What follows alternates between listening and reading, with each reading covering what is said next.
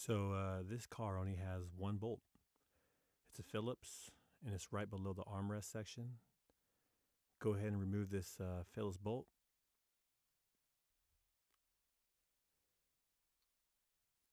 Go ahead and remove this top trim panel here that houses the tweeter. This will allow you to take the door off easier. Once you have that off, go ahead and pull from the sides here with two hands. Use even pressure.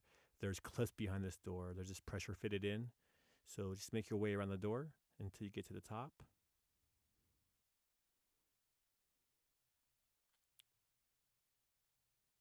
There's also one right behind the window switch here. If you feel like it's tight right there, just a little bit to that left where my hand is at, but behind it is a little clip also. So that's why it's a little tougher there to get it, because it's not on the edge. It's a little bit inside. So once you get all those clips off, you can lift the door off of the track. And if you want, you can let it hang or hold it with some of your weight.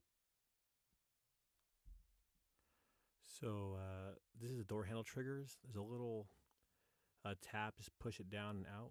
And the Molex plugs reach below the window mechanism and push the tabs down and pull outwards, and you'll be able to release these Molex plugs. So this speaker takes an 8mm socket, and there's 4 bolts there. And then to remove the speaker itself, press down the Molex plug and pull outwards. This is your standard 6.5 inch speaker, 6 3/4 speaker.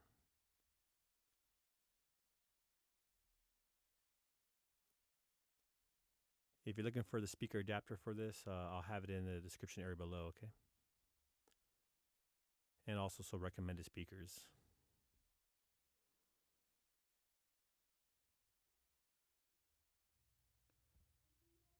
So you have around 3 inches from the front of the speaker here to the back of the windshield.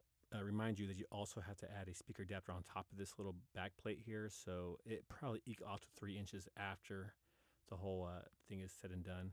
To remove the tweeter, it's really simple. It's held in by 3 clips. You just pull it off. They're pressure fitted.